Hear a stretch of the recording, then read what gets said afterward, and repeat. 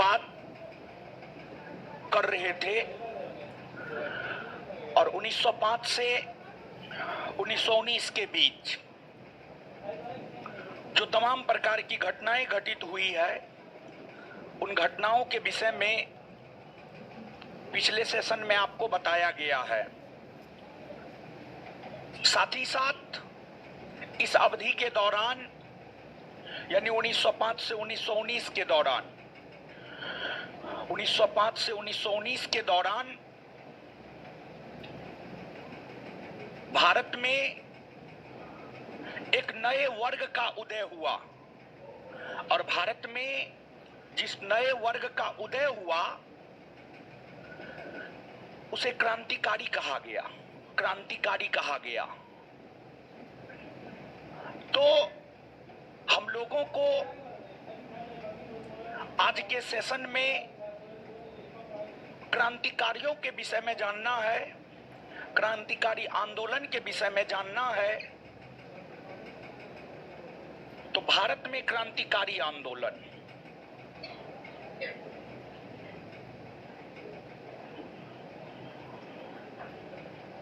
भारत में क्रांतिकारी आंदोलन,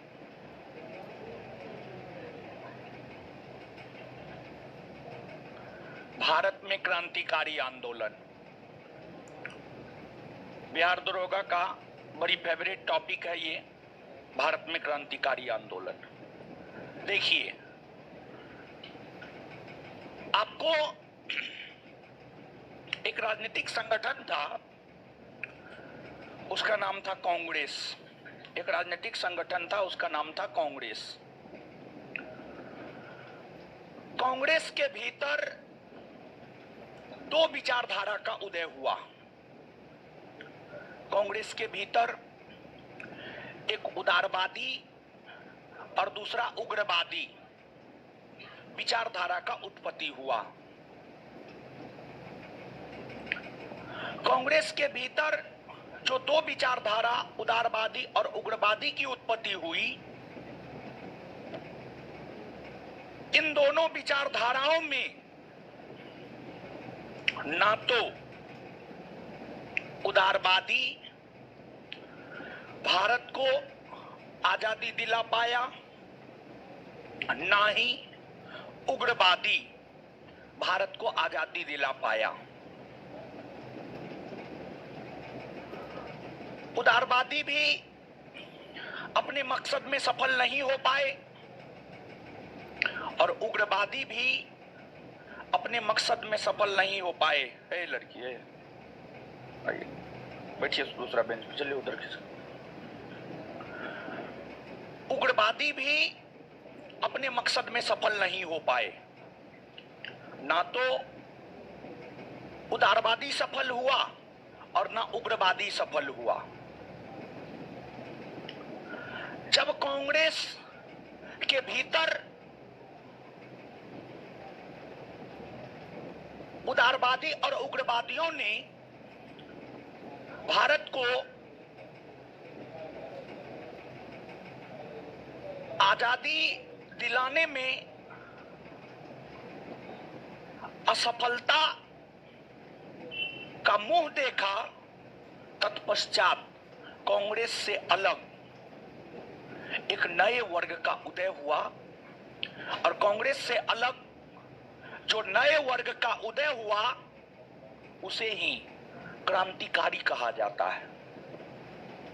यानी हम आपको ये बात बोले हैं कि कांग्रेस से अलग जो एक नए वर्ग का उदय हुआ, जिसको कांग्रेस से कोई लेना देना नहीं था, उसे ही क्रांतिकारी कहा गया। और क्रांतिकारी वर्ग के उदय का कारण है उग्रवादी और उदारवादियों की विफलता।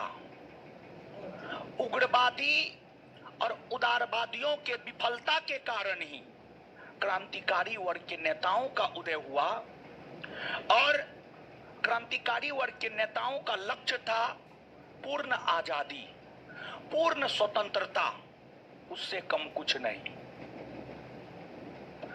और क्रांतिकारी वर्ग पूर्ण आजादी प्राप्त करने को लेकर हिंसा भी करने को तैयार हो गए। अब जब अहिंसात्मक आंदोलन देश को आजादी नहीं दिलवा पा रहा था, तो क्रांतिकारियों ने यह लक्ष्य बनाया कि हिंसा करके ही हम देश को आजाद करवाएंगे। तो यहां तक दो बात। एक बात तो यह कि क्रांतिकारियों को, क्रांतिकारी नेताओं को कांग्रेस से कोई लेना देना नहीं था। और दूसरी बात यह कि क्रांतिकारी वर्ग के नेता हिंसा में विश्वास करते थे और हिंसा के माध्यम से भारत को पूर्ण आजादी दिलाना अपना लक्ष्य बनाया।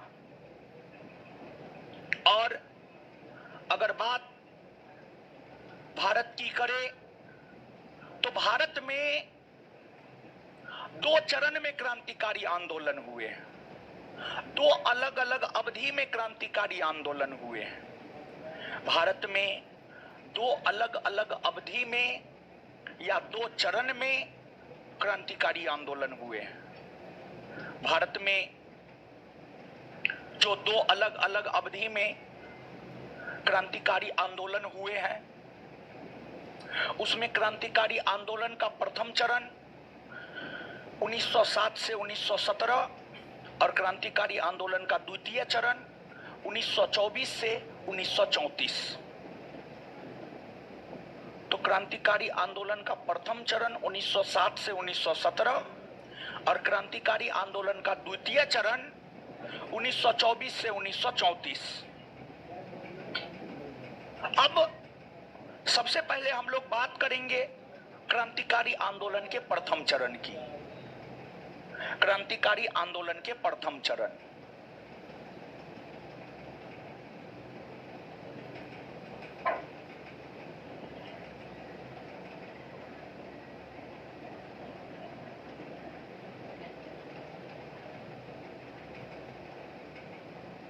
क्रांतिकारी आंदोलन का प्रथम चरण देखिए। क्रांतिकारी आंदोलन के प्रथम चरण की अगर आप बात करेंगे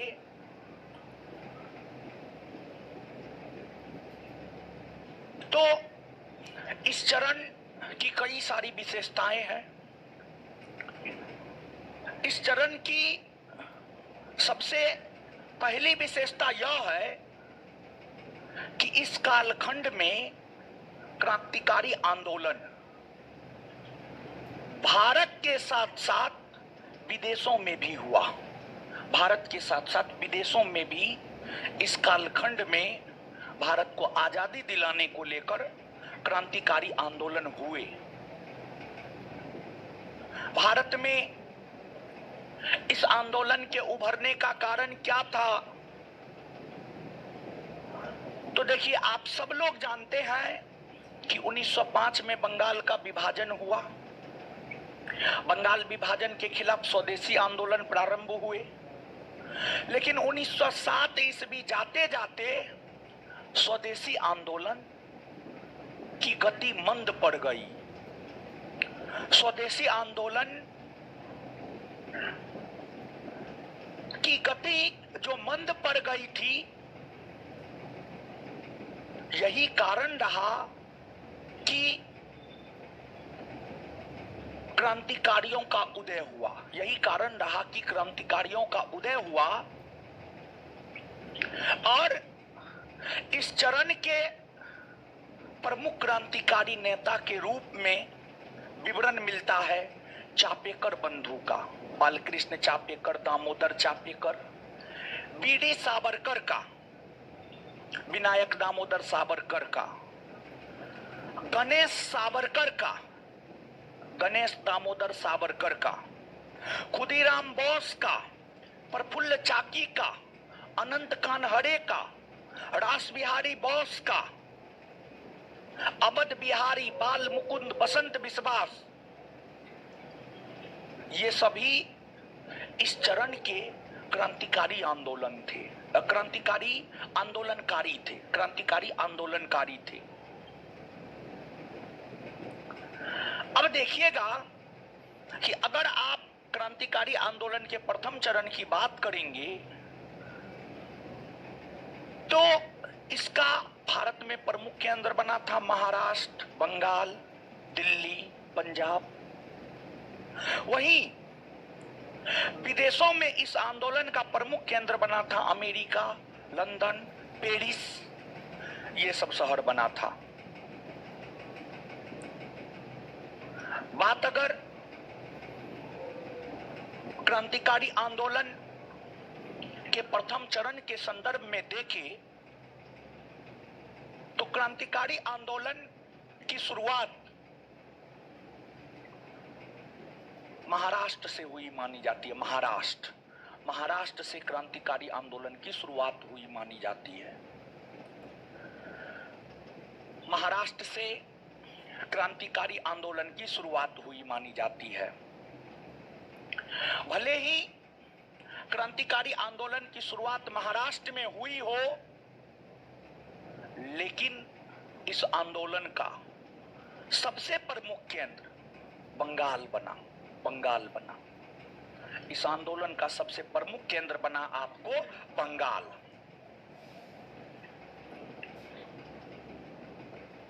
अब सबसे पहले हम लोग महाराष्ट्र के क्रांतिकारी आंदोलन को समझते हैं और महाराष्ट्र के क्रांतिकारी आंदोलन को समझने के बाद बंगाल के क्रांतिकारी आंदोलन को समझेंगे और बंगाल के बाद दिल्ली, पंजाब, सभी क्षेत्रों में होने वाले क्रांतिकारी आंदोलन को देखेंगे और फिर विदेशों में होने वाले क्रांतिकारी आंदोलन को देखेंगे। तो सबसे पहले महाराष्ट्र देखिए, आपको बात अगर महाराष्ट्र की करेंगे आप तो महाराष्ट्र के विषय में कहा जाता है कि यहां से क्रांतिकारी आंदोलन की शुरुआत करने का श्रेय चित्पावन ब्राह्मण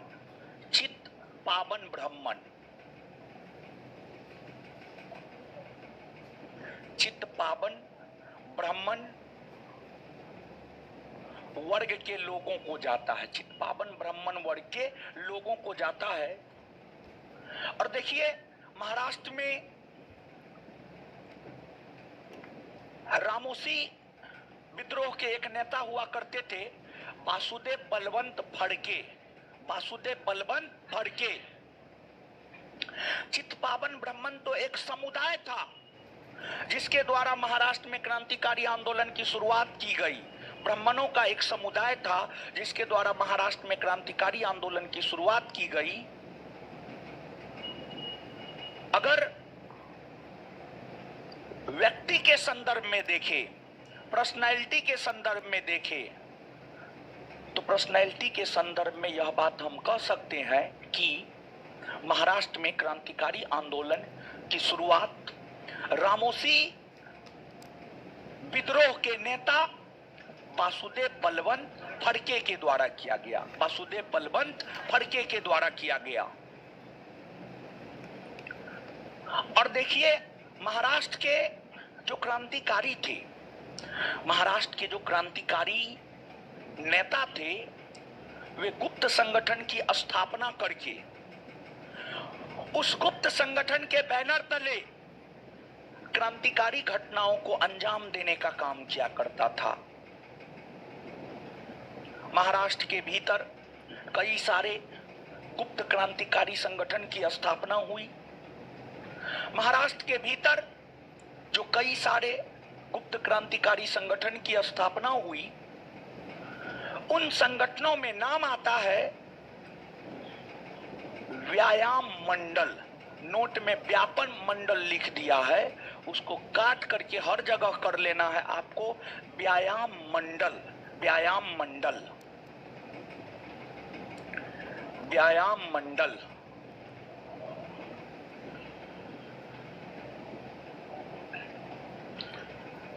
व्यायाम मंडल,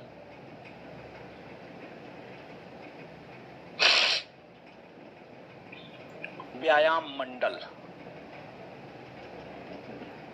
देखिए ध्यान दीजिएगा, आप यहां पे आइएगा, व्यायाम मंडल।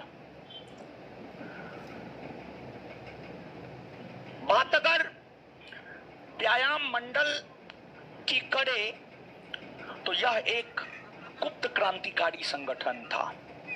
यह एक गुप्त क्रांतिकारी संगठन था, गुप्त क्रांतिकारी संगठन था। इस गुप्त क्रांतिकारी संगठन की स्थापना 1896-97 में महाराष्ट्र के पुणे में हुआ था।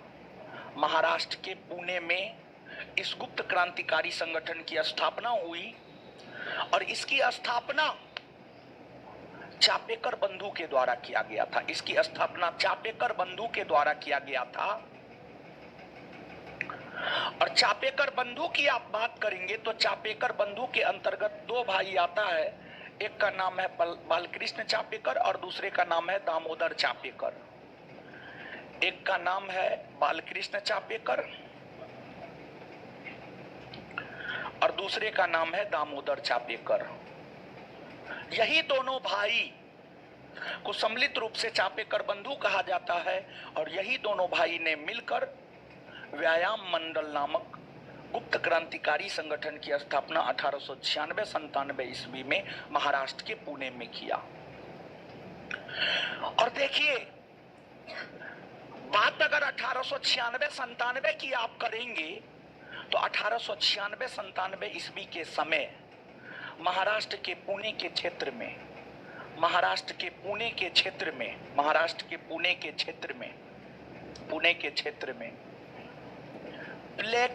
प्लेग फैल गया था। प्लेग फैल गया था। प्लेग बीमारी है, प्लेग नामक बीमारी फैल गया था। और महाराष्ट्र के पुणे के क्षेत्र में जो प्लेग नामक बीमारी फैल गया था, उस बीमारी के चपेट में हजारों की संख्या में लोग आए। और पहले कोई भी बीमारी होता था तो लोग मर ही जाता था। प्लेग का जब प्रकोप आता था तो गांव का गांव स्वाहा हो जाता था, गांव का गांव निर्जन हो जाता था। मतलब वहां पर कोई भी व्यक्ति आपको नजर नहीं आता। तो पुणे में जो 1896-97 ईस्वी में प्लेग फैला, प्लेग के प्रकोप से लोगों को निजात दिलाने को लेकर, प्लेग के प्रकोप से लोगों को निजात दिलाने को लेकर प्लेग अधिकारी की नियुक्ति ब्रिटिश सरकार के द्वारा की गई और दो प्लेग अधिकारी की नियुक्ति की गई, एक रेंड और दूसरा अयर्ट्स। रेंड और अयर्ट्स नामक दो प्लेग अधिकारी की नियुक्ति की गई। और रेंड और अयर्ट्स जो कि दो प्लेग अधिकारी थे, इनका काम था प्लेग को समाप्त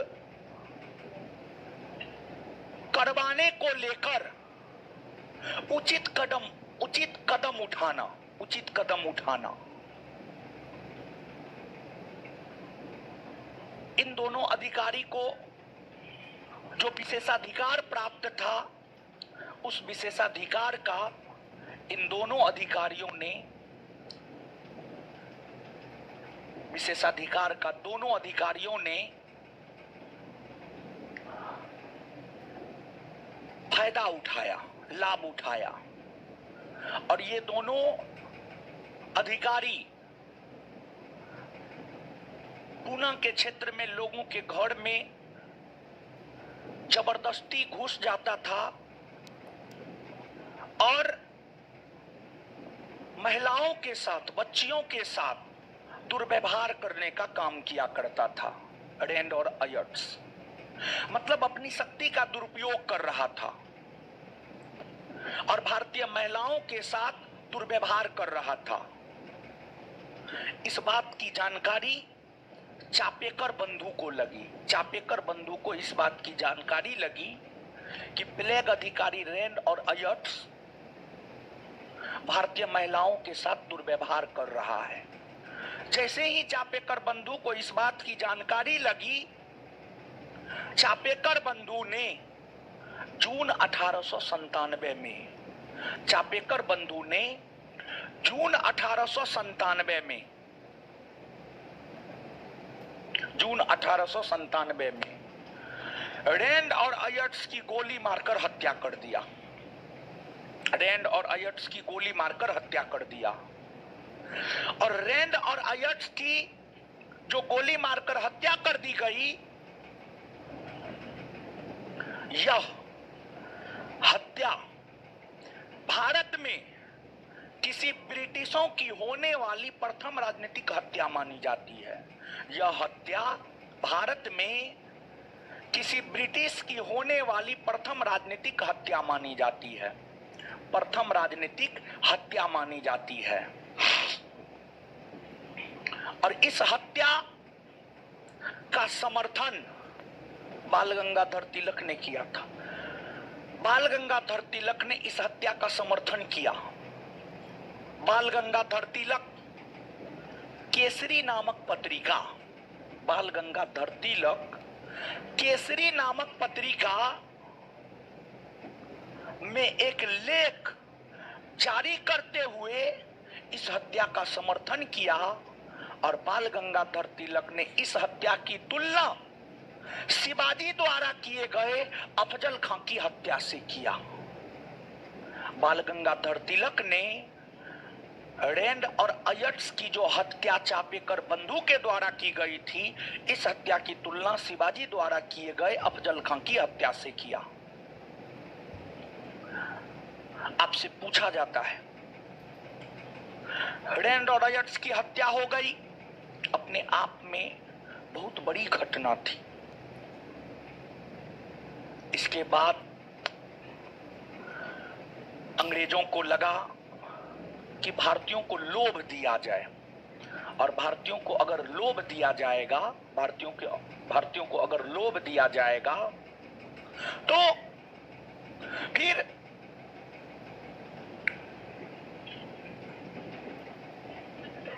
रैंड और अयट्स की हत्या की जानकारी हमें मिल जाएगी।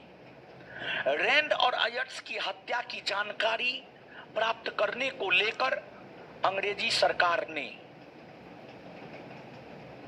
एक घोषणा किया, और घोषणा यह किया कि जो भी व्यक्ति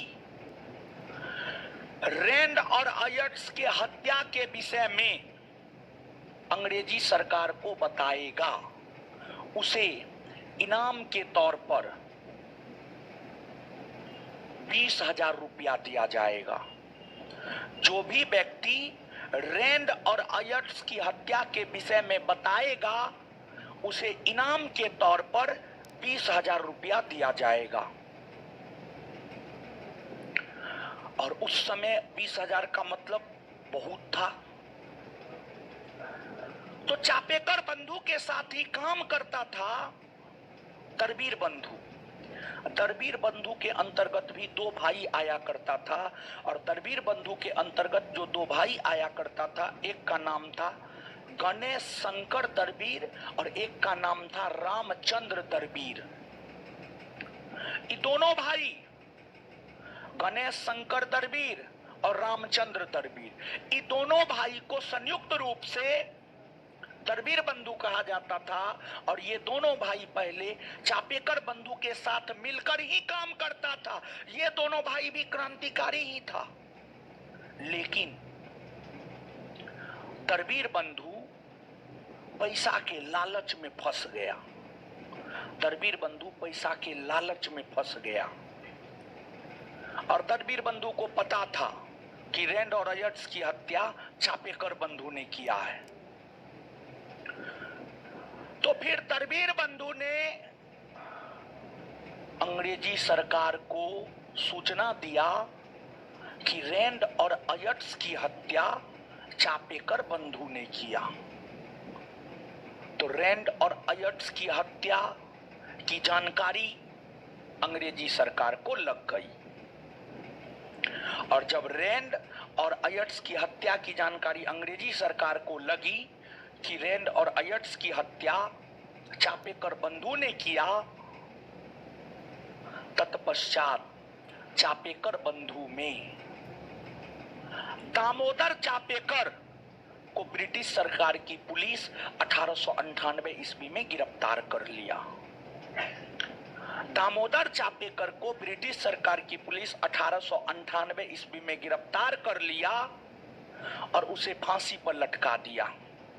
फांसी पर लटका दिया। जब चापेकर बंधु में दामोदर चापेकर पकड़ा गए, उन्हें फांसी पर लटका दिया गया, तो अब व्यायाम मंडल के सदस्यों को यह जानकारी मिली कि रैंड और अयट्स की हत्या के विषय में दड़बीर बंधु ने अंग्रेजों को बताया। दड़बीर बंधु ने अंग्रेजों को बताया। तत्पश्चात व्यायाम मंडल के सदस्यों ने दड़बीर बंधु को पकड़कर उसकी हत्या कर दिया। दड़बीर बंधु को पकड़कर उसकी हत्या कर दिया। दड़बीर बंधु की हत्या होने के बाद अंग्रेजी सरकार की पुलिस हाथ धोकर व्यायाम मंडल के पीछे पड़ गया और व्यायाम मंडल के सभी सदस्यों को पकड़कर या तो फांसी पर लटका दिया या उसे आजीवन कारावास दे दिया। आजीवन कारावास देते हुए जेल में बंद कर दिया। इस प्रकार 1899 ईस्वी आते आते व्यायाम मंडल नामक गुप्त क्रांतिकारी संगठन का पतन हो गया। व्यायाम मंडल नामक गुप्त क्रांतिकारी संगठन का पतन हो गया।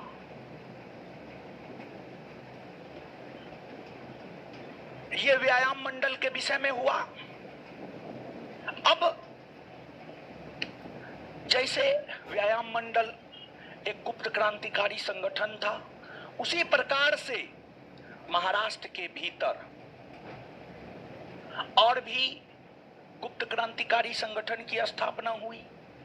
महाराष्ट्र के भीतर 1899 ईस्वी में महाराष्ट्र के भीतर 1899 ईस्वी में एक अन्य गुप्त क्रांतिकारी संगठन की स्थापना हुई, और जो एक अन्य गुप्त क्रांतिकारी संगठन की स्थापना हुई, उस गुप्त क्रांतिकारी संगठन का नाम था मित्र मेला।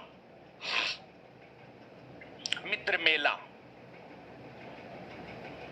मित्र मेला भी महाराष्ट्र के भीतर स्थापित एक गुप्त क्रांतिकारी संगठन था, जिसकी स्थापना 1899 ईस्वी में बीडी सावरकर के द्वारा किया गया। बीडी सावरकर, विनायक दामोदर सावरकर, बीडी सावरकर के द्वारा किया गया।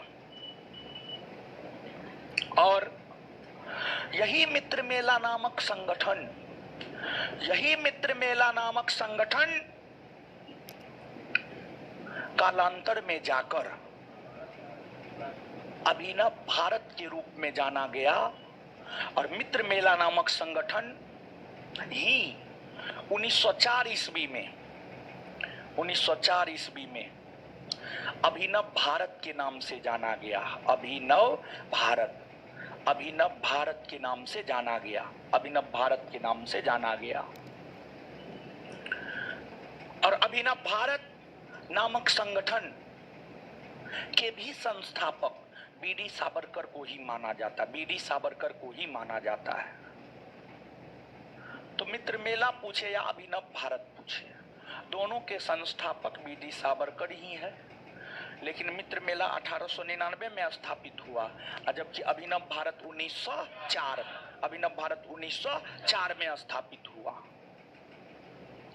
और इसी का परिवर्तित रूप अभिनव भारत था। अभिनव भारत नामक संगठन के द्वारा क्रांतिकारी गतिविधियों को लगातार संचालित करने का काम किया जा रहा था। अभिनव भारत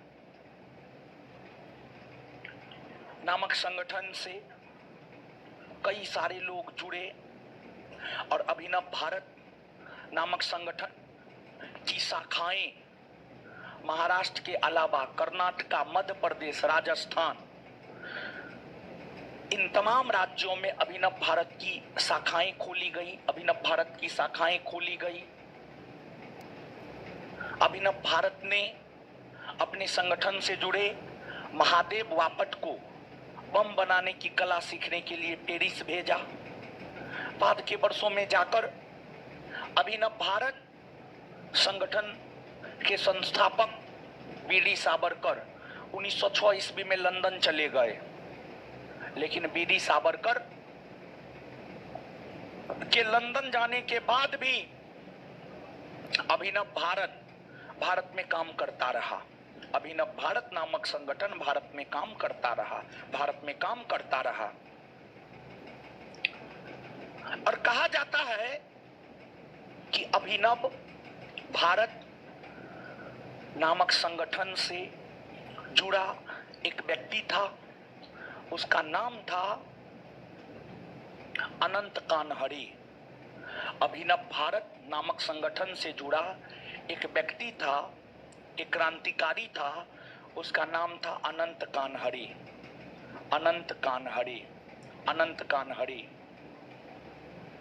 और जो अनंत कानहरे था, बात अगर अनंत कानहरे की करे तो इनके विषय में कहा जाता है कि इन्होंने नासिक के जिला मजिस्ट्रेट जैक्सन की 1909 ईस्वी में गोली मारकर हत्या कर दिया। अनंत कानहरे ने 1909 ईस्वी में नासिक के जिला मजिस्ट्रेट जैक्सन की गोली मारकर हत्या कर दिया। नासिक के जिला मजिस्ट्रेट जैक्सन की गोली मारकर हत्या कर दिया। जैक्सन की गोली मारकर हत्या कर दिया। जब अनंत कानहरे ने नासिक के जिला मजिस्ट्रेट जैक्सन की गोली मारकर हत्या कर दिया, तो फिर अनंत कानहरे को गिरफ्तार कर लिया गया। और अनंत कानहरे को गिरफ्तार कर उन पर जो मुकदमा चलाया गया, उस मुकदमा को इतिहास में नासिक षड्यंत्र केस कहा जाता है।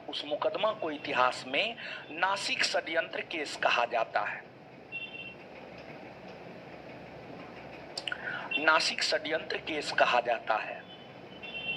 और नासिक षड्यंत्र केस के अंतर्गत ही अनंत कानहरे को फांसी की सजा सुनाई गई। और 1911 ईस्वी में अनंत कानहरे को फांसी पर लटका दिया गया। 1911 ईस्वी में अनंत कानहरे को फांसी पर लटका दिया गया। तत्पश्चात अनंत कानहरे जिस संगठन से जुड़ा था वह अभिनव भारत था। और अभिनव भारत के संस्थापक वीडी सावरकर थे, जो 1906 में लंदन चले गए। तो अंग्रेजी सरकार ने अभिनव भारत संगठन के संस्थापक वीडी सावरकर, जो लंदन में थे, लंदन में उन्हें गिरफ्तार कर लिया गया। वीडी सावरकर को लंदन में गिरफ्तार कर एसएस मोरिया नामक जहाज से उन्हें भारत लाया गया। और उन पर भी मुकदमा चलाया गया। यही नासिक के जिला मजिस्ट्रेट जैक्सन की हत्याकांड को लेकर उन पर भी मुकदमा चलाया गया। वीडी सावरकर पर भी मुकदमा चलाया गया। और वीडी सावरकर पर भी मुकदमा चलाकर उन्हें आजीवन कारावास की सजा सुनाई गई। बीडी सावरकर को आजीवन कारावास की सजा सुनाई गई। और जब बीडी सावरकर आजीवन कारावास की सजा काट रहे थे तो उस दौरान उन्होंने अंग्रेजों से माफीनामा मांगी, माफी की गुहार लगाई। लेकिन शुरुआती वर्षों में तो उन्हें माफ नहीं किया गया, परंतु जब भारत की राष्ट्रीय राजनीति में गांधी जी का प्रवेश हुआ, गांधी जी प्रभावशाली हुए भारत की राष्ट्रीय राजनीति में, तो गांधी जी ने भी अंग्रेजी सरकार को पत्र लिखा और कहा जितने भी राजनीतिक कैदी हैं जिन पर हिंसा का आरोप नहीं है उन्हें जेल से रिहा किया जाए, उन्हें रिहा किया जाए। और फिर कई दफा माफीनामा मांगने के बाद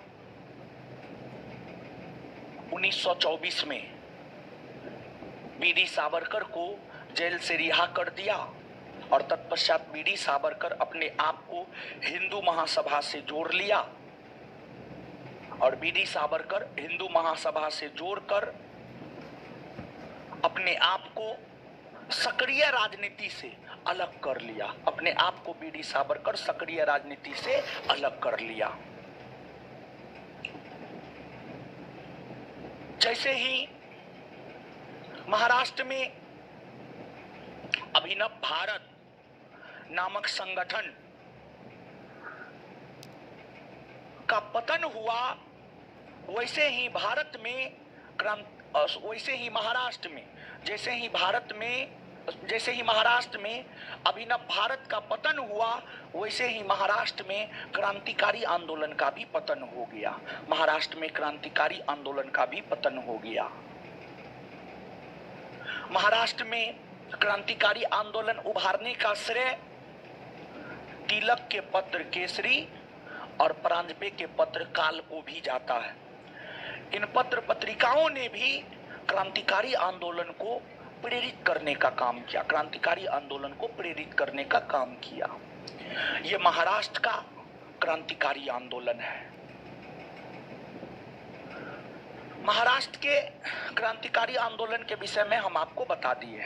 अब यहां से हम लोग आगे बढ़े, लेकिन उससे पहले कुछ चीज को हम लोग याद करते। आइएगा बोर्ड पे।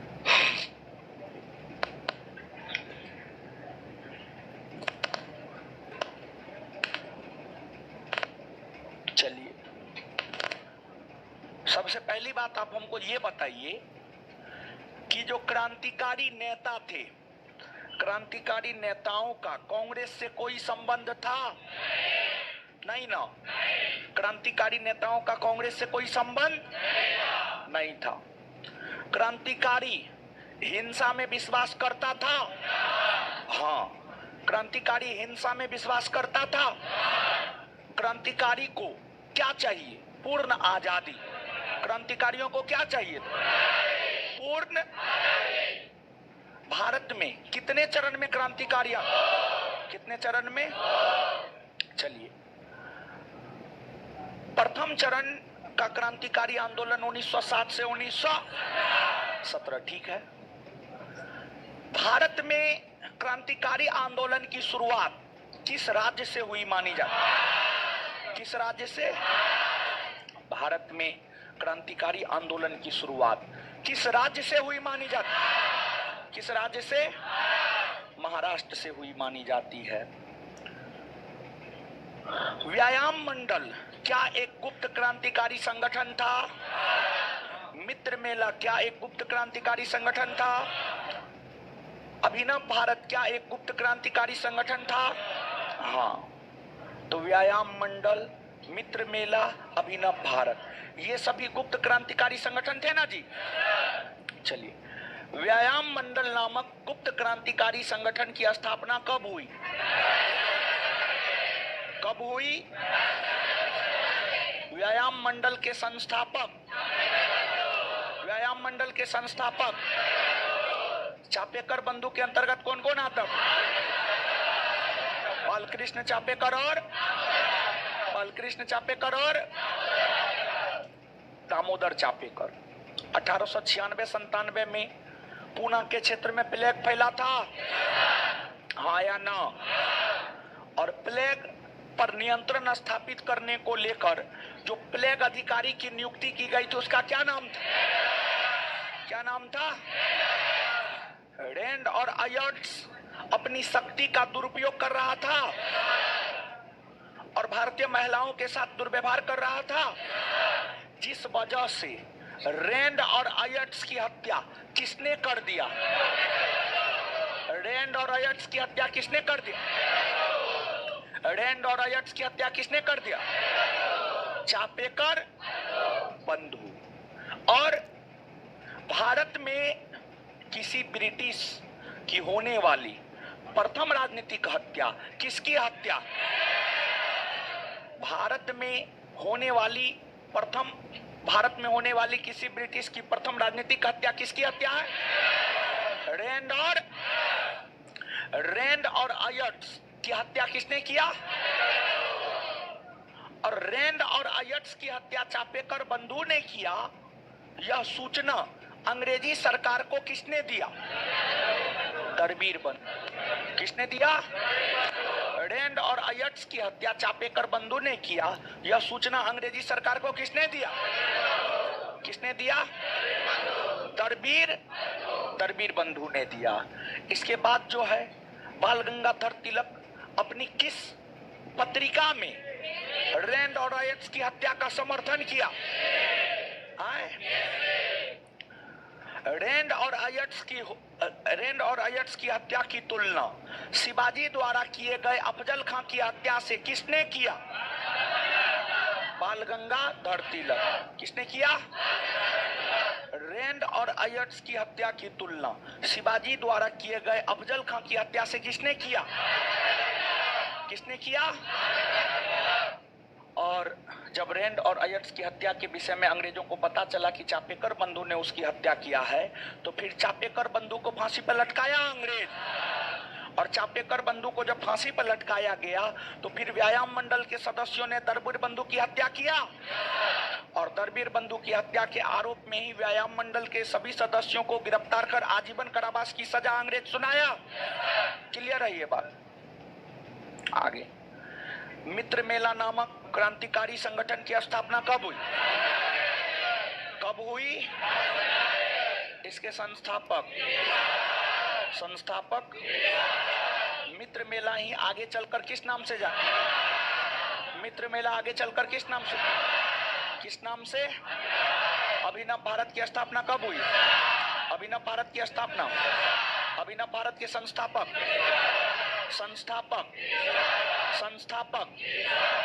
बीडी अभिनव भारत से जुड़े किस क्रांतिकारी ने नासिक के जिला मजिस्ट्रेट जैक्सन की गोली मारकर हत्या कर? अभिनव भारत से जुड़े किस क्रांतिकारी ने नासिक के जिला मजिस्ट्रेट जैक्सन की गोली मारकर हत्या कर? और फिर अनंत कानहरे पर केस चलाया गया। उस केस को इतिहास में क्या कहा जाता है? और नासिक षड्यंत्र केस के अंतर्गत जो है अनंत कानहरे को 1911 ईस्वी में फांसी पर लटका दिया गया। और नासिक षड्यंत्र केस के अंतर्गत ही बीडी सावरकर जो कि लंदन चले गए थे, लंदन से पकड़कर भारत लाया गया एसएस मोरिया नामक जहाज से। कौन जहाज से? एसएस मोरिया नामक जहाज से भारत लाया गया। और उनके ऊपर भी जो केस चलाया गया उस केस को कहा जाता है नासिक षड्यंत्र केस। क्या कहा जाता है? नासिक षड्यंत्र केस कहा जाता है। और बीडी सावरकर को भी आजीवन कारावास की सजा सुनाई गई। और जैसे ही अभिनव भारत खत्म हुआ वैसे ही महाराष्ट्र में क्रांतिकारी आंदोलन खत्म ना हो गया ना खत्म। बात क्लियर है? अब देखिएगा, अब हम लोग बात करेंगे बंगाल में क्रांतिकारी आंदोलन। लेकिन बंगाल में क्रांतिकारी आंदोलन से पहले दिल्ली में क्रांतिकारी आंदोलन या दिल्ली षड्यंत्र केस को समझते हैं। अब दिल्ली षड्यंत्र केस को इसलिए समझते हैं क्योंकि पिछले 2-3 क्लास में आपने दिल्ली दरबार को पढ़ा है, तृतीय दिल्ली दरबार। तृतीय दिल्ली दरबार के अंतर्गत ही भारत की राजधानी कलकत्ता के स्थान पर दिल्ली को बनाया गया और भारत की राजधानी 1 अप्रैल 1912 को दिल्ली बनी। ये बात आप जानते हैं ना? हाँ, तो अब आप समझिएगा।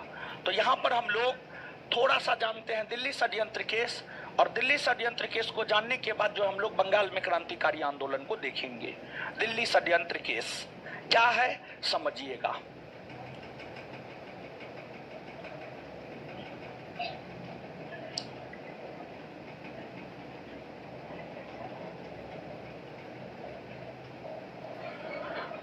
दिल्ली षड्यंत्र केस 1912।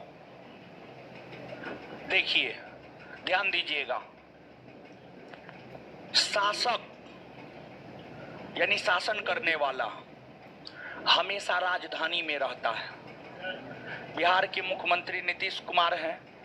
नीतीश कुमार बिहार में शासन करते हैं। नीतीश कुमार बिहार की राजधानी पटना में रहते हैं। भारत के प्रधानमंत्री मोदी जी हैं। मोदी जी देश में शासन करते हैं। मोदी जी भारत की राजधानी दिल्ली में रहते हैं। भले वे गुजरात के रहने वाले हैं, मतलब उससे नहीं हुए, दिल्ली में रहते हैं। शासन करने वाले या जो शासक होते हैं वो राजधानी में निवास करते हैं। जब भारत में ब्रिटिशों का शासन था तो भारत में वायसराय शासन करने का काम किया करता था। जो वायसराय शासन करने का काम किया करता था, वायसराय राजधानी में रहा करता था। वायसराय कोलकाता में रहा करता था। 1912 से पहले भारत की राजधानी हुआ करती थी कोलकाता। 1 अप्रैल 1912 से पहले भारत की राजधानी हुआ करती थी कोलकाता। तो भारतीय वायसराय कोलकाता में रहा करते थे। लेकिन तृतीय दिल्ली दरबार 1911 में यह घोषणा किया गया कि भारत की राजधानी कोलकाता के बजाय दिल्ली को बनाया जाएगा, और भारत की राजधानी 1 अप्रैल 1912 को दिल्ली बनी। अब जो वायसराय था वह अपना बोरा बिस्तर समेट कर कलकत्ता से दिल्ली आ रहे थे। कलकत्ता से दिल्ली आ रहे थे क्योंकि अब राजधानी परिवर्तित हो गया है। तो स्वाभाविक सी बात है कि अब वायसराय दिल्ली आ जाएंगे। तो उस समय भारत के वायसराय हुआ करते थे लॉर्ड हार्डिंग द्वितीय। लॉर्ड हार्डिंग द्वितीय।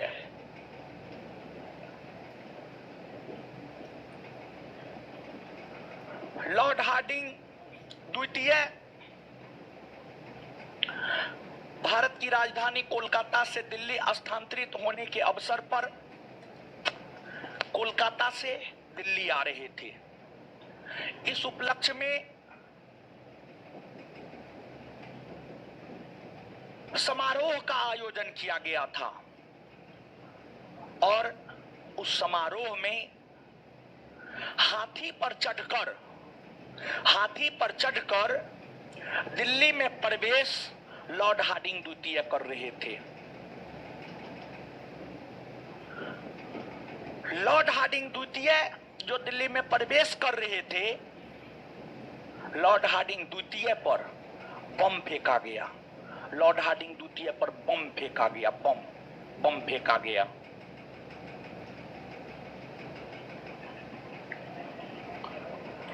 लॉर्ड हार्डिंग द्वितीय पर बम इसलिए फेंका गया ताकि लॉर्ड हार्डिंग द्वितीय सबसे बड़े ब्रिटिश प्रशासनिक अधिकारी थे। अगर इनकी हत्या हो जाता तो अंग्रेजों के मन में एक जबरदस्त खौफ हो जाता। अंग्रेज को लगता कि नहीं, भारत छोड़कर अब हमें चले जाना चाहिए। तो अंग्रेजों के बीच खौफ और डर का माहौल पैदा करने के लिए हार्डिंग द्वितीय की हत्या करने को लेकर इन पर बम फेंका गया। हार्डिंग द्वितीय पर बम फेंका गया और हार्डिंग द्वितीय पर बम फेंकने की योजना रास बिहारी बोस ने बनाया था। हार्डिंग द्वितीय पर बम फेंकने की योजना बनाया था रास बिहारी बोस। रास बिहारी बोस बनाया था, बॉस रास बिहारी बोस। रास बिहारी बोस हार्डिंग द्वितीय पर बम फेंकने की योजना बनाया और रास बिहारी बोस की योजना के तहत ही हार्डिंग द्वितीय पर बम फेंका गया। लेकिन हार्डिंग द्वितीय इस बम कांड में बच गया, इसका जान नहीं गया। अब जैसे आज प्रधानमंत्री पर गोली चल जाए तो आप थोड़ा सोच करके देखिए कि क्या होगा। थोड़ा सोचिए क्या होगा, प्रधानमंत्री पे गोली चल जाए क्या होगा। पूरा प्रशासनिक तंत्र पता करने में जुट जाएगा कि प्रधानमंत्री पर गोली किसने चलाया। प्रधानमंत्री मोदी जी के भतीजी का पर्स उर्स चोरी हो गया था दिल्ली में। हमको लगता है 6 घंटा के भीतर जो है सारा कार्रवाई हो गया। भतीजी के साथ हुआ, तब प्रधानमंत्री के साथ हो जाए तब क्या होगा, सोच लीजिए आप। ठीक है, अब वायसराय पर बम चला दिया गया, पूरा प्रशासनिक तंत्र इसी में लग गया और पता कर लिया कौन बम चलाया कौन बम नहीं चलाया। और जब हार्डिंग द्वितीय पर फेंके गए बम कांड में रास बिहारी बोस का नाम आने लगा तो उसको लग गया, अब तो ये अंग्रेज फांसी पर लटकाएगा, इससे बढ़िया है छोड़ के भारत चले जाए विदेश। और ब्रिटेन का शत्रु देश उस समय हुआ करता था जापान। तो रास बिहारी बोस का जब नाम आने लगा ये भागकर जापान चले गया और जापान से ही क्रांतिकारी आंदोलन लगातार जारी रखा और आजाद हिंद फौज की स्थापना में रास बिहारी बोस का भी बहुत बड़ा योगदान रहा है। रास बिहारी बोस जब तक जीवित रहे तब तक देश की आजादी के लिए लगातार लड़ते रहे, लगातार काम करते रहे रास बिहारी बोस। हार्डिंग द्वितीय के ऊपर बम फेंके जाने को लेकर जो केस चलाया गया उस केस को इतिहास में दिल्ली षड्यंत्र केस कहा जाता है और दिल्ली षड्यंत्र केस के अंतर्गत कई लोगों को गिरफ्तार कर आजीवन कारावास की सजा सुनाई गई और इस षड्यंत्र केस के तहत 4 लोगों को फांसी की सजा भी दी गई। और इस केस के तहत जो 4 लोगों को फांसी की सजा दी गई, इस केस के तहत जो 4 लोगों को फांसी की सजा दी गई वे 4 लोग थे अवध बिहारी,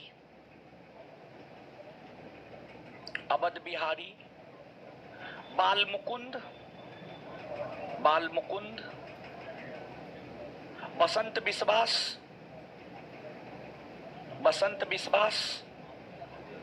मास्टर अमीर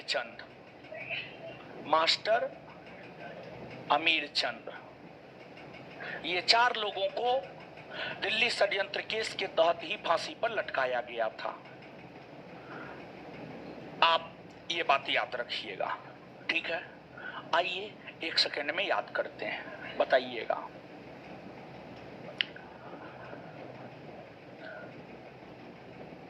कौन वायसराय भारत की राजधानी परिवर्तित होने के अवसर पर कोलकाता से दिल्ली जा रहा था तो उस पर बम फेंका गया। किस पर बम फेंका गया? और हार्डिंग द्वितीय पर जो बम फेंका गया उसको लेकर जो केस चलाया गया उस केस को इतिहास में क्या कहा जाता है? दिल्ली षड्यंत्र केस के अंतर्गत कितने लोगों को फांसी की सजा थी? कितने लोगों को? किसको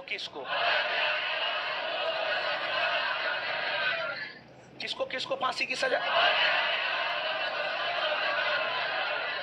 क्लियर है? चलिए इसके बाद आगे बताइएगा। हार्डिंग द्वितीय पर बम फेंकने की योजना किसने बनाया था? और जब इसका नाम आने लगा तो भाग कर कहां चले गए? कहां चले गए? जापान चले गए। चलिए ठीक है। अब इसके बाद एक और केस को जानिए। एक और केस है, वह है आपको अलीपुर षड्यंत्र केस। क्या है? अलीपुर षड्यंत्र केस। अलीपुर षड्यंत्र केस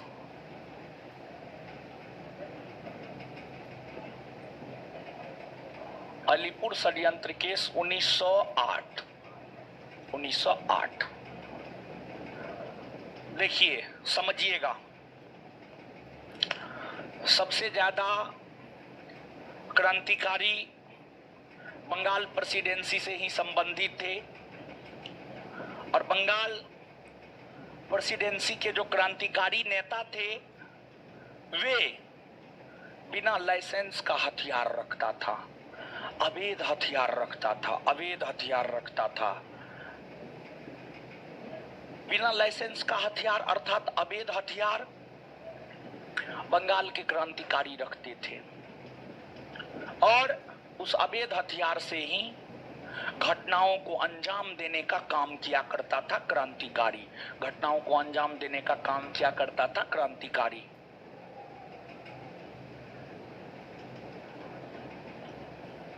और अंग्रेजों की हत्या होनी प्रारंभ हो गई थी, जिस वजह से अंग्रेजी सरकार की पुलिस ने अवैध हथियार रखने वाले बंगाल के 34 क्रांतिकारियों को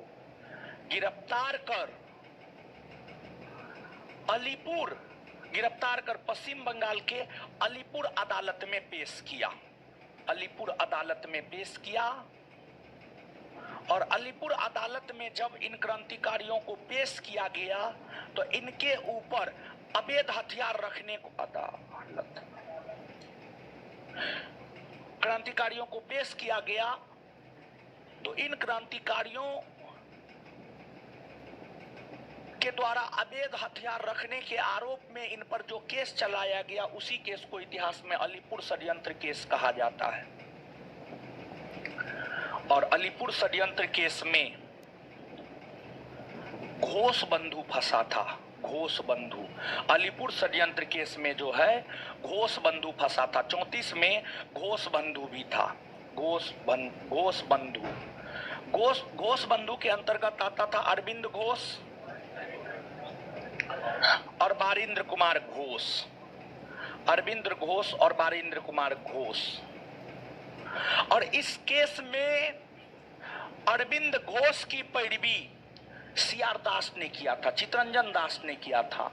सीआर दास ने इस केस में अरविंद घोष की पैरवी किया, और सीआर दास के पैरवी करने के कारण ही अरविंद घोष अलीपुर षड्यंत्र केस में बच गए। कुछ दिन इनको जेल में रहना पड़ा। जब जेल से ही बाहर निकले तो इन्होंने कहा, जेल में हमें भगवान कृष्ण का दर्शन हुआ। और बात अगर बारिंद्र कुमार घोष की करे तो बारिंद्र कुमार घोष तथा उनके समर्थकों को या तो फांसी पर लटका दिया गया या आजीवन कारावास की सजा सुनाई गई। देखिए, इस अलीपुर षड्यंत्र केस में सरकारी गवाह बन गया नरेंद्र गोसाई। देखिए, 34 को क्रांतिकारी को जो गिरफ्तार किया गया था, उसी 34 क्रांतिकारी में एगो नरेंद्र गोसाई भी था। नरेंद्र गोसाई अपना जान बचाने के लिए कि अंग्रेज हमको फांसी पर ना लटकाए, नरेंद्र गोसाई अपना जान बचाने को लेकर सरकारी गवाह बन गया। जब नरेंद्र गोसाई सरकारी गवाह बन गया तो 34 क्रांतिकारियों में से ही एक था सत्येंद्रनाथ घोष ने अपने साथियों के साथ मिलकर नरेंद्र गोसाई की हत्या कर दिया। और सत्येंद्र नाथ घोष बारिंद्र कुमार घोष गुट के सदस्य थे। इसलिए बारिंद्र कुमार घोष गुट के सदस्यों को या तो फांसी पर लटका दिया गया या आजीवन कारावास की सजा सुनाई गई। बारिंद्र घोष गुट के लोगों को कोई आराम नहीं दिया गया, उसे छोड़ा नहीं गया। यही आपको अलीपुर षड्यंत्र केस है। इसमें 2-3 बात याद रखना है। पहली बात, बंगाल के क्रांतिकारियों के द्वारा जो अवैध हथियार रखे जाते थे, उस आलोक में क्रांतिकारियों को गिरफ्तार कर अलीपुर अदालत में पेश कर जो केस चलाया गया, उस केस को इतिहास में क्या कहा जाता है? अलीपुर षड्यंत्र। एक बार फिर से यही प्रश्न, बंगाल के क्रांतिकारियों के द्वारा जो अवैध हथियार रखे जाते थे, उस आलोक में क्रांतिकारियों के ऊपर जो मुकदमा चलाया गया या जो केस चलाया गया, उस केस को इतिहास में क्या कहते हैं? अलीपुर षड्यंत्र। अलीपुर षड्यंत्र केस में सरकारी गवाह कौन बना था? नरेंद्र गोसाई। अलीपुर षड्यंत्र केस में सरकारी गवाह कौन बना? अलीपुर षड्यंत्र केस में सरकारी गवाह कौन बना? अगला, अलीपुर षड्यंत्र केस के सरकारी गवाह नरेंद्र गोसाई की हत्या किसने किया? सत्येंद्र नाथ घोष। अलीपुर षड्यंत्र केस के सरकारी गवाह नरेंद्र गोसाई की हत्या किसने किया? सत्येंद्र नाथ। अलीपुर षड्यंत्र केस में अरविंद घोष की पैरवी किसने किया? किसने किया? अलीपुर षड्यंत्र केस में किसकी पैरवी के कारण अरविंद घोष बच निकले? किसकी पैरवी के कारण? सीआर। क्लियर है बात? यही अलीपुर षड्यंत्र केस। अब आते हैं बंगाल में क्रांतिकारी आंदोलन। बंगाल में क्रांतिकारी आंदोलन।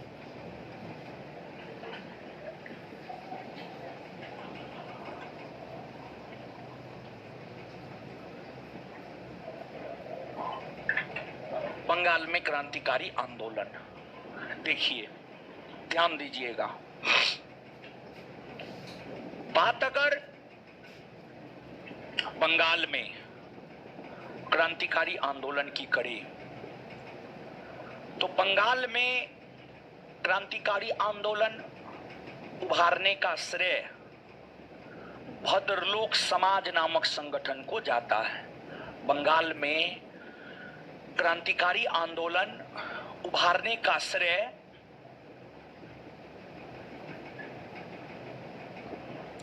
भद्रलोक समाज नामक संगठन को जाता है। भद्रलोक समाज नामक संगठन को जाता है। और जो भद्रलोक समाज नामक संगठन है, इस भद्रलोक समाज नामक संगठन की स्थापना बारिंद्र कुमार घोष और उनके सहयोगियों के द्वारा किया गया था। भद्रलोक समाज की स्थापना बारिंद्र कुमार घोष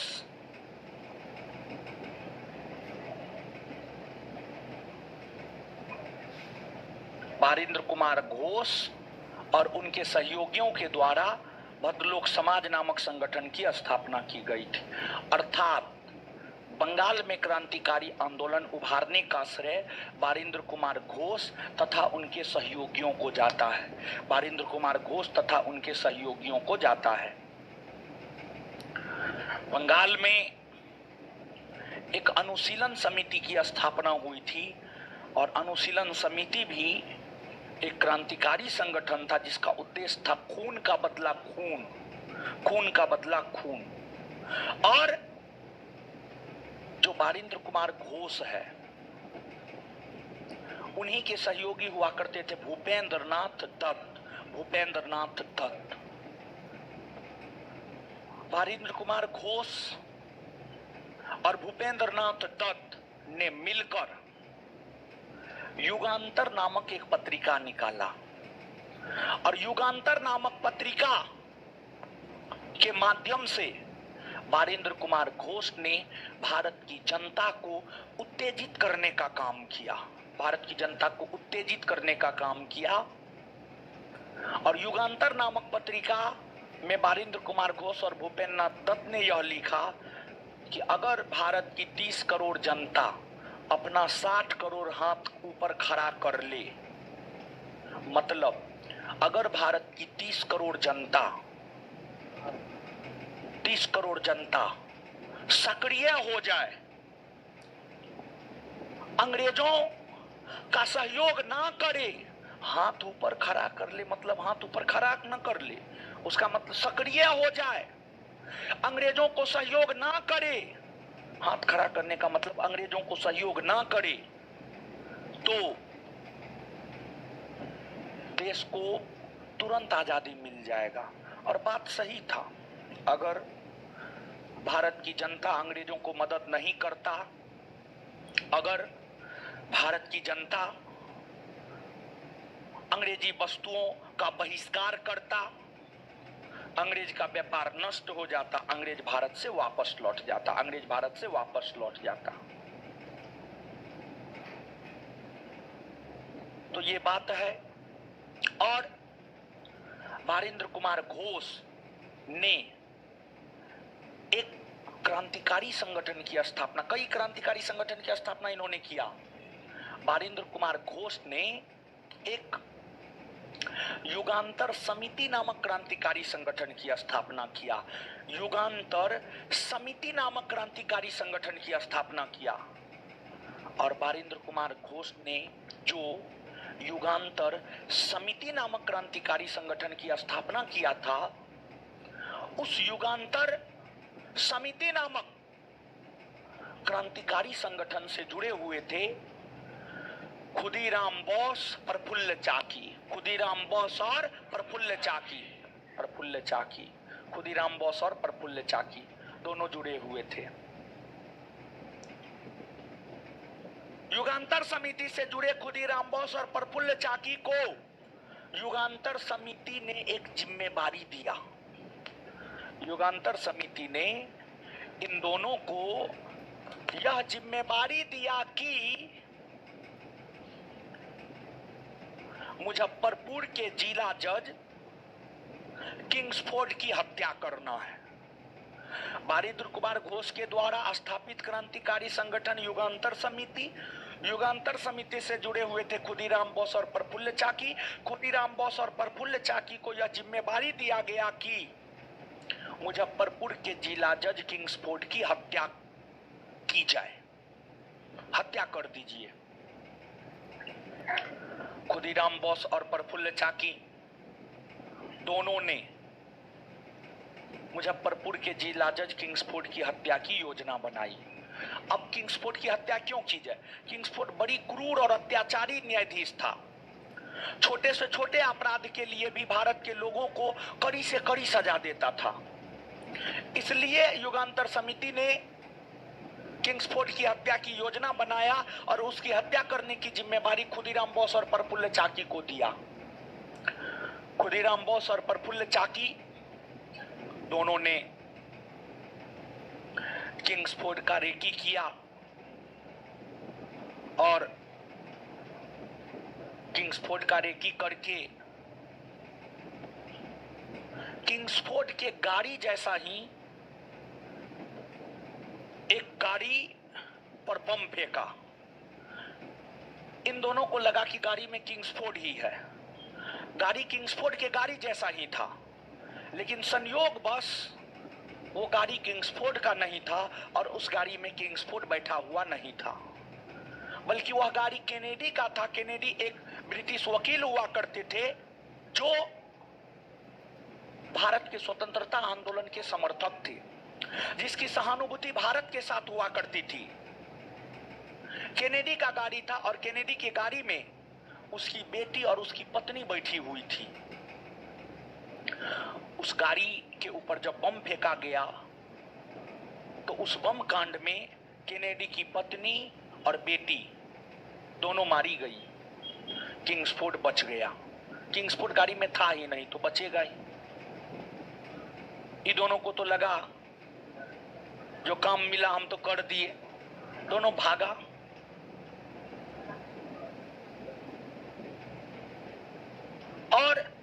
बाद में प्रफुल्ल चाकी को अंग्रेजी सरकार से काफी डर हो गया और प्रफुल्ल चाकी आत्महत्या कर लिया।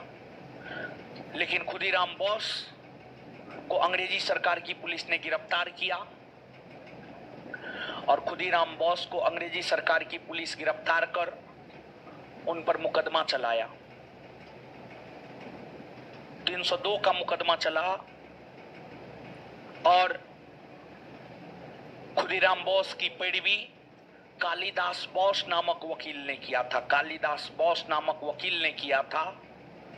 लेकिन इसके बावजूद कर्णडफ नामक जज ने खुदीराम बोस को फांसी की सजा सुनाई और अगस्त 1908 ईस्वी में लगभग 19 वर्ष के उम्र में, 18 वर्ष 8 माह कुछ दिन है, हाँ, लगभग 19 वर्ष के उम्र में खुदीराम बोस को फांसी पर लटका दिया गया। और खुदीराम बोस के विषय में कहा जाता है कि सबसे कम उम्र में फांसी पाने वाले क्रांतिकारी खुदीराम बोस थे। सबसे कम उम्र में फांसी पाने वाले क्रांतिकारी थे आपको खुदीराम बोस। अब आइए यहां तक कुछ चीजों को याद करते हैं। बताइए, बंगाल में क्रांतिकारी आंदोलन उभारने का श्रेय किस संगठन को जाता? भद्रलोक। बंगाल में क्रांतिकारी आंदोलन उभारने का श्रेय किस संगठन को जाता? किस संगठन को? भद्रलोक समाज के संस्थापक बारिंद्र कुमार घोष और भूपेंद्र नाथ दत्त। बारिंद्र कुमार घोष और भूपेंद्र नाथ भद्रलोक समाज के संस्थापक।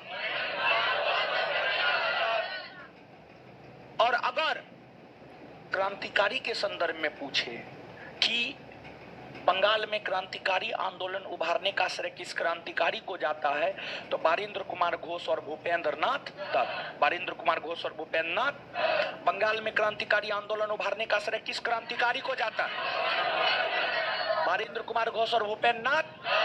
इन्हीं दोनों ने मिलकर कौन सा पत्रिका निकाला? युगांतर। कौन सा पत्रिका? बारिंद्र कुमार घोष और भूपेंद्र नाथ दत्त ने मिलकर युगांतर पत्रिका निकाला। किस पत्रिका में यह कहा गया, किस पत्रिका के माध्यम से बारिंद्र कुमार घोष और भूपेंद्र नाथ दत्त ने यह कहा कि अगर भारत की 30 करोड़ जनता अपना हाथ ऊपर खड़ा कर ले तो अंग्रेज स्वतः भारत छोड़कर चला जाए? कौन पत्रिका में? युगांतर समिति की स्थापना किसके द्वारा? युगांतर समिति की स्थापना। खुदीराम बोस और प्रफुल्ल चाकी युगांतर समिति से संबंधित थे, हाँ या ना? खुदीराम बोस और प्रफुल्ल चाकी युगांतर समिति से संबंधित थे। मुजफ्फरपुर के जिला जज किंग्सफोर्ड की हत्या की जिम्मेवारी किसे दी गई? बारिंद्र कुमार घोष और खुदीराम बोस और प्रफुल्ल चाकी। खुदीराम बोस और मुजफ्फरपुर के जिला जज किंग्सफोर्ड की हत्या की जिम्मेवारी किसे दी गई?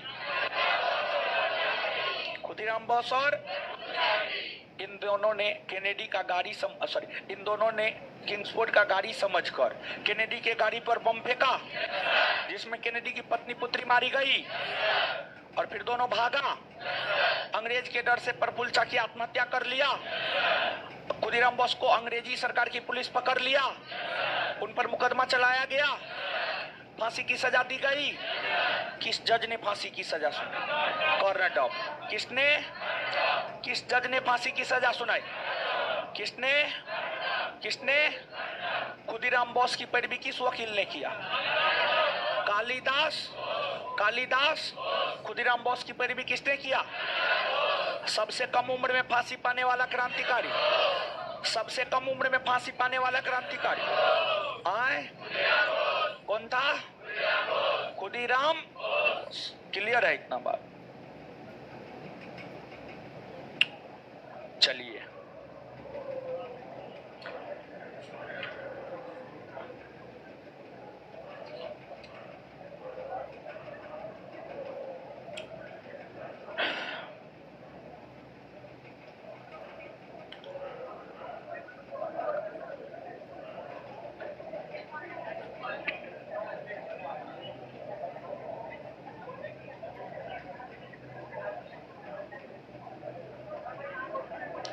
इसमें अब बचा है, सुनिएगा, बचा है क्या सब? बंगाल में क्रांतिकारी आंदोलन अनुशीलन समिति, ढाका अनुशीलन समिति, हावड़ा षड्यंत्र केस, पंजाब में क्रांतिकारी आंदोलन, कामागाटा मारू प्रकरण, लाहौर षड्यंत्र केस, और फिर विदेशों में क्रांतिकारी आंदोलन, विदेशों में क्रांतिकारी आंदोलन, और फिर क्रांतिकारी आंदोलन का द्वितीय चरण। ठीक है, खत्म हो जाएगा, 1 से 2 क्लास और लगेगा। महत्वपूर्ण है चैप्टर, बड़ी महत्वपूर्ण है। चलिए, जितना आज बताया उतना बात याद हो गया ना? आए, हाँ, पढ़ लीजिएगा। इससे आगे हम लोग देखेंगे अब अगले क्लास में। ठीक है, लीजिए होमवर्क, सब पूछते हैं।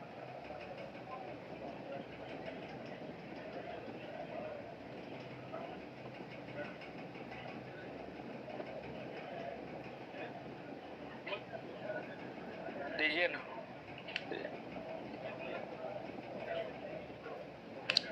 क्वेश्चन नंबर 1 से 50 जवाब दीजिए। हो क्वेश्चन बैंक में क्वेश्चन पूछ रहे हैं, ठीक है, खड़ा करके पूछ रहे हैं, देखते हैं। अरे लड़की खड़ा हुई। अमीर खुसरो किसके शासनकाल से संबंधित नहीं थे? ऑप्शन: अलाउद्दीन खिलजी, मोहम्मद बिन तुगलक, फिरोज शाह तुगलक, इब्राहिम लोदी। इब्राहिम पढ़े हैं, पढ़े हैं। ओमेगा 3 क्या है? बसीय अम्ल, विटामिन, हार्मोन, विषाणु। तो ऐसे कहीं न जवाब दे रहे हैं। राम प्रसाद बिस्मिल का नाम किस केस से जुड़ा हुआ है? आप नहीं पढ़े हैं ना? बैठिए, नहीं पढ़े हैं आप। कौन केस हो?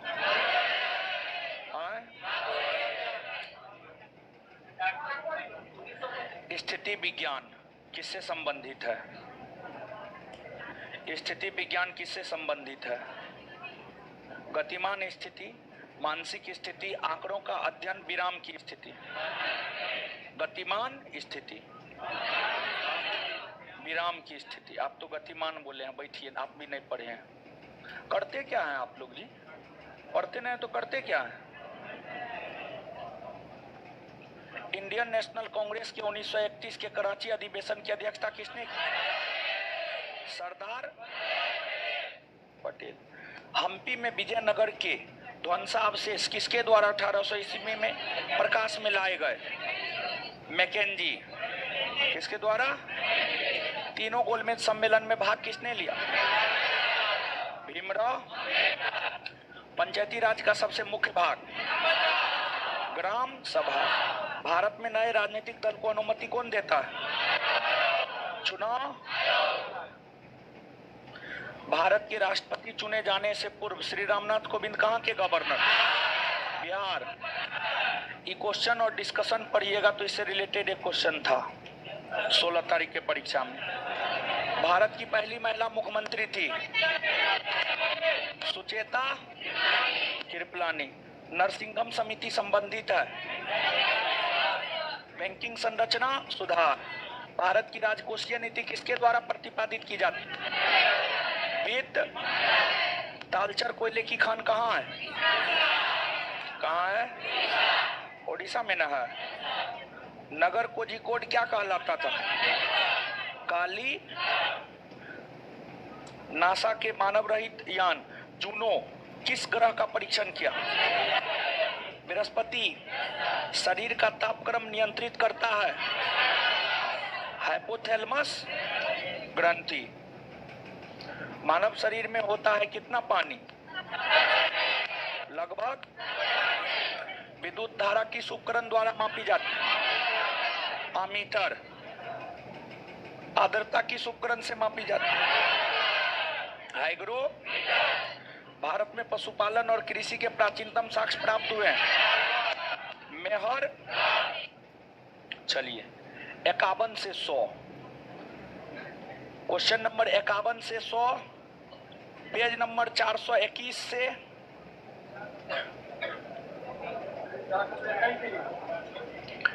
पेज नंबर 421 से 433।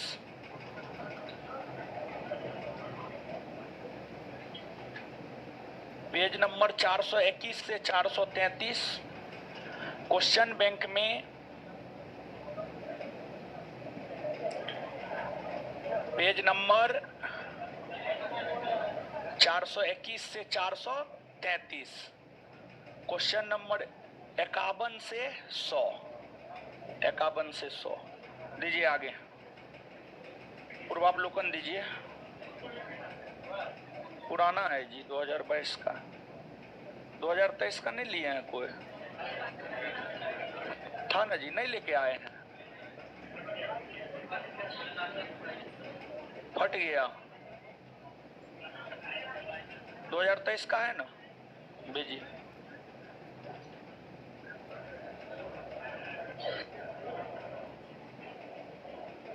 क्या दिए हुए थे इसमें? इतिहास पूर्वावलोकन में क्या दिए हुए थे? भारत में यूरोपीय कंपनियों का आगमन हो गया था, ईस्ट इंडिया कंपनी और बंगाल के नवाब। चलिए, पूर्वावलोकन में अगला होमवर्क है क्षेत्रीय राज पंजाब और मैसूर। क्षेत्रीय राज पंजाब और मैसूर, पंजाब और मैसूर। चलिए अब जवाब दीजिए। 359।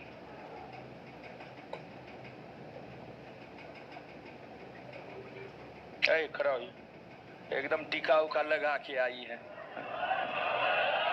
अल्लाह का करते हैं, सोमवारी करते हैं जी। खड़ा होइए। किसे स्वर्ग से उत्पन्न सेना नायक कहा गया? हाँ, बैठ जाइए। किसने अपनी राजधानी मुर्शिदाबाद से मुंगेर स्थानांतरित किया? मीर। खड़ा होइए उधर।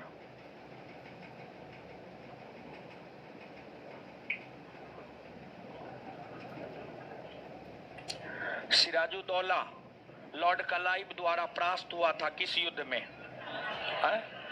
पलासी के। बैठ जाइए। खड़ा हुई उधर। बक्सर की लड़ाई के समय बंगाल का नवाब कौन था? मीर जाफर। बैठ जाइए। लड़की खड़ा हुई तो। हाँ। 1765 ईस्वी में दीवानी प्रदान किए जाने के बाद ब्रिटिश सबसे पहले किस पर्वतीय जनजाति के संपर्क में आया? खासी जनजाति। खासी जनजाति। बैठ जाइए। बताइए तो,